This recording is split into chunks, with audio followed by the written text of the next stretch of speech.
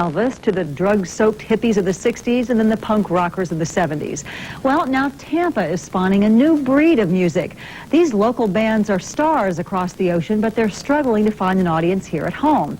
Their music is called death metal. These bands have a message, and what they're saying isn't pretty. Death metal is a music that is boundaryless. You can be as heavy as you want, you can be as sick as you want, you can be as fast or as slow as you want. Die! Killer, more good.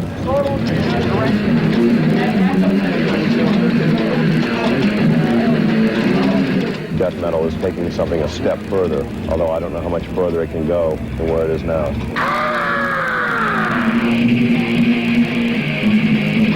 We're gonna have some fun tonight.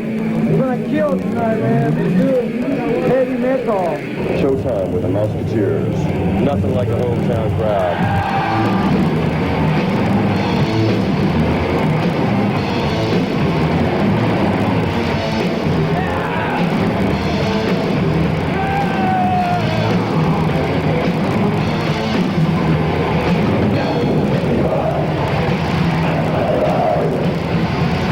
There's a really big underground movement, and the fans know about the stuff. They're on top of it. There are publications that keep people informed about what kind of new bands are out there. You got some people honestly into it for the music and want to come around with stuff. And it's like you're interviewing people to death and all that. It's like, what the f*** are you going to get by doing that, man? That's stupid. Preach unity. Preach looking out for your friends and stuff. Get a job, go to work, go to school, whatever. Try to prevent us from stage diving and stuff like that, you know. But exactly. We don't look at the last concert. They have a lot of good metal concerts. Exactly. There, you know, it's really cool. It says, "Do you want to die?"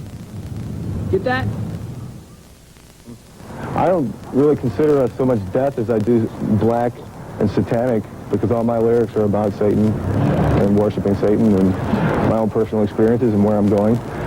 So as far as death, I couldn't generalize our music by saying it's just death.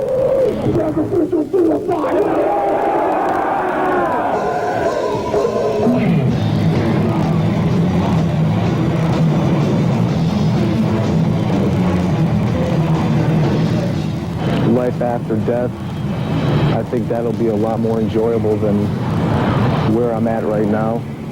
I've been burning the cross in my forehead for over a year now, and I just remind myself every day about where I'm going and what I love to do, and give my praise in my own little special way.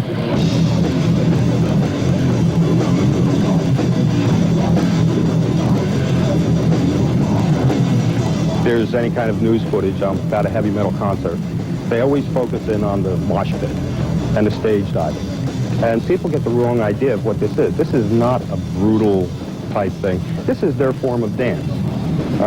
Everybody has their form of dance for that type of music. And for heavy metal, it's moshing.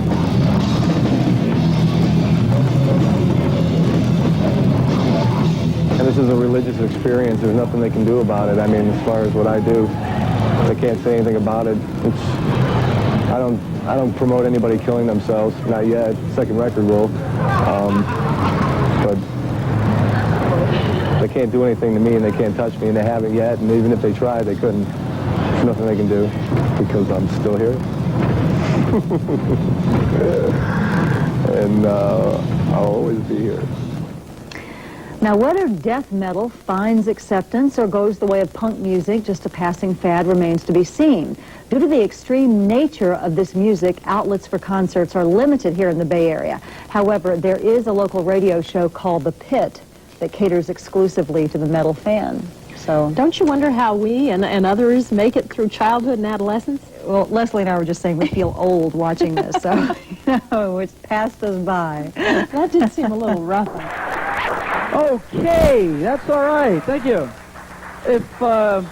If you're wondering what these fellas are doing behind me, I don't know either. But a few weeks ago, I went and I saw these guys playing. They asked me to come to a rehearsal. I wore my earplugs, and when I left, I still couldn't hear. But we have a group here by the name of Amon. Did I get that right? Got it. Good. And we have Glenn standing here on bass, and they're going to do a couple original tunes. And Glenn, I tell you what, why don't you introduce the other fellas in the band? We got Eric Hoffman over here, Brian Hoffman, Steve Ashheim. And what is your last name? Benton. Glenn Benton. And ladies and gentlemen, the name of the group is Amon. Give them a big hand.